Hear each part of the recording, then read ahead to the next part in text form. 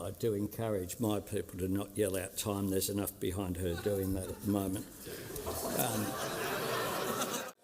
Now, the only thing that they've been able to agree on in the course of recent months is they all desperately wanted interest rates to go up today. They all desperately wanted interest rates to go up today. It's the only thing that they can agree on right now. This side of the House is focused on the cost of living challenge.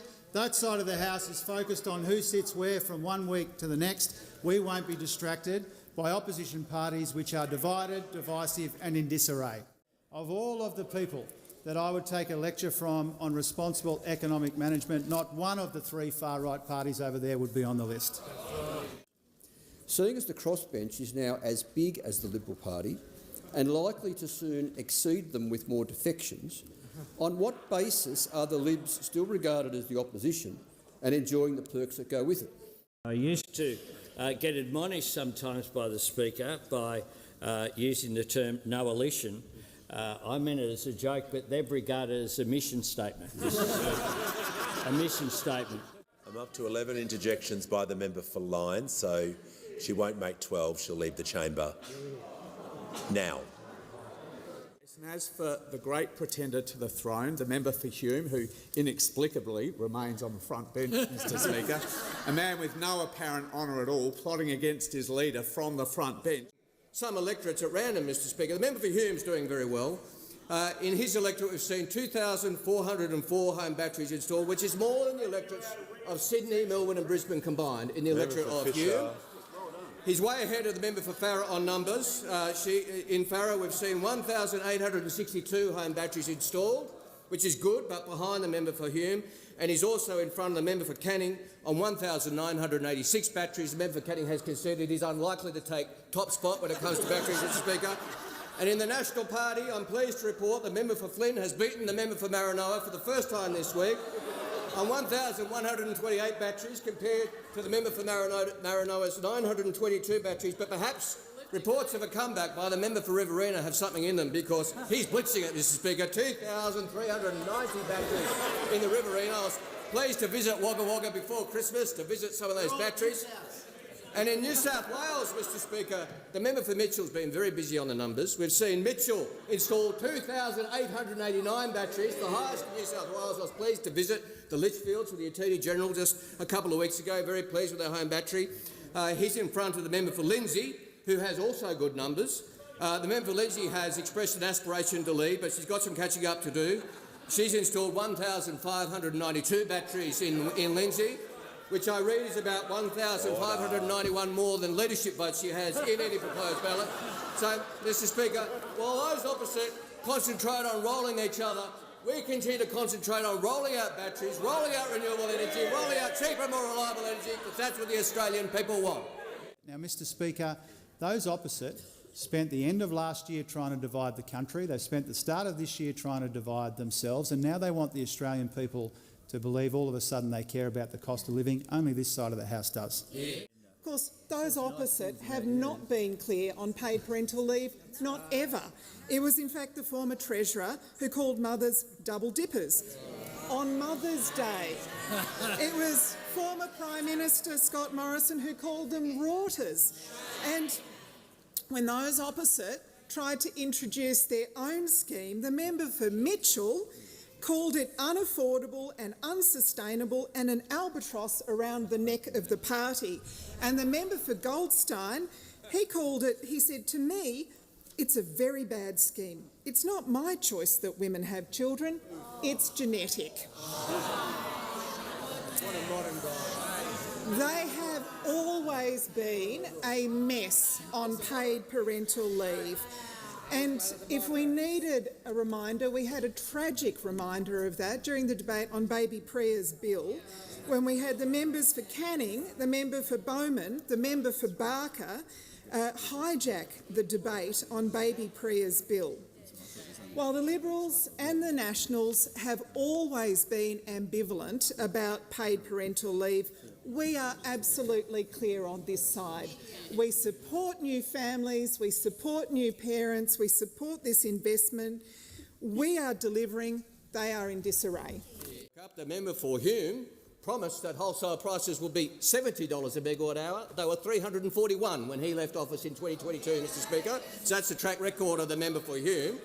And in Victoria, the wholesale price of electricity in May 2022 was $233 a megawatt hour. It is today $37 a megawatt hour. But the Liberals split from the Nationals, but more than that, 5 of the Liberals went and voted with the Nationals against the government's position.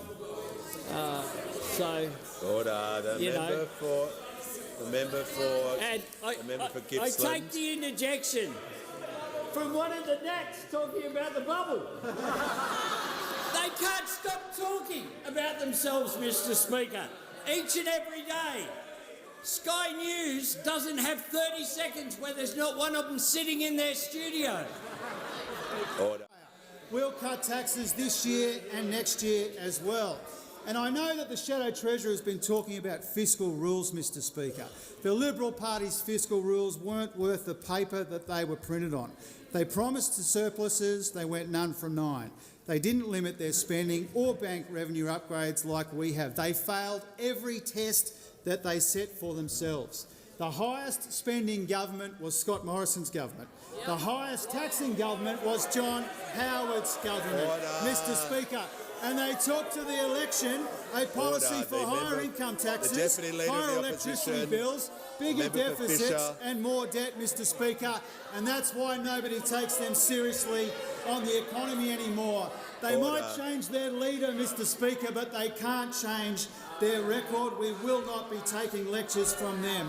We have delivered the surpluses, the spending restraint and the savings that our predecessors could not. We know that there's more work to do on the budget, and that's our focus as they focus on who sits where over there. Not as nervous as a few people over there.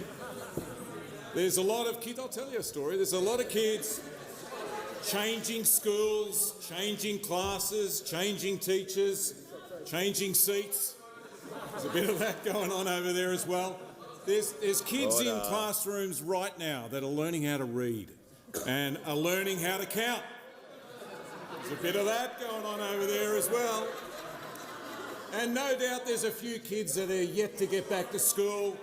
They might be still on a European holiday. They'll get back late and no doubt expect to get elected school captain.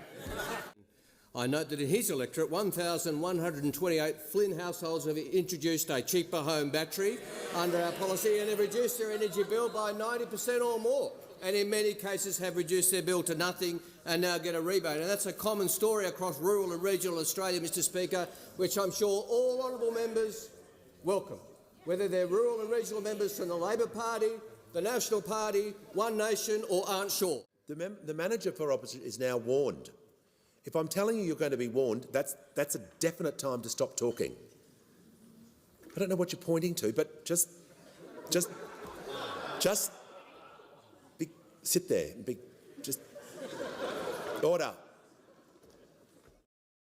While those opposite worry about their own jobs, we're lifting wages for working Australians. Yeah. While they bicker, we're building skills. And while they focus on themselves, we're delivering the pay rises, skills and new aged care homes that Australians actually care about. This government backs workers. We back higher wages and we're delivering for every single Australian. Those opposite gave Australia 10 years of denial and delay and dysfunction, and they're certainly keeping up, particularly the dysfunction side of it. From you on a point of order. It goes to relevance, Speaker. The Prime Minister was asked a very direct question as to whether he had inflation under control or not. No, resume your seat. That wasn't the question he was asked. Member for Wannon, that wasn't the question he was asked. The question was, is it your position that inflation is under control? He wasn't asked what you got up and asked about. So don't take points of order if you don't even know what the question is. We're getting on with being focused on the needs of the Australian people. They're just focused on each other. They're just focused on each other. Liberals focused on other Liberals, Nats focused on other Nats, people joining the crossbench, and now talk of a three-way coalition with Pauline Hanson. The people that can't afford to pay their electricity bills can't afford to buy these batteries. Right. Is this guy the Duracell sales rep or is he the energy minister? The honourable member asked me when retail prices are set, and they apply from the 1st of July, and they apply after the default market offer is released, under the normal course of events, when they're not hidden, Mr Speaker, before an election by a minister. That is the normal course of events, that a draft default market offer will be released in March and a final in May. That can be changed by law if the minister chooses to, as the member for Hume did. And the average increase in Queensland that was hidden by the member for Hume was $165, 11.3% for households in Queensland that the member for Hume hid.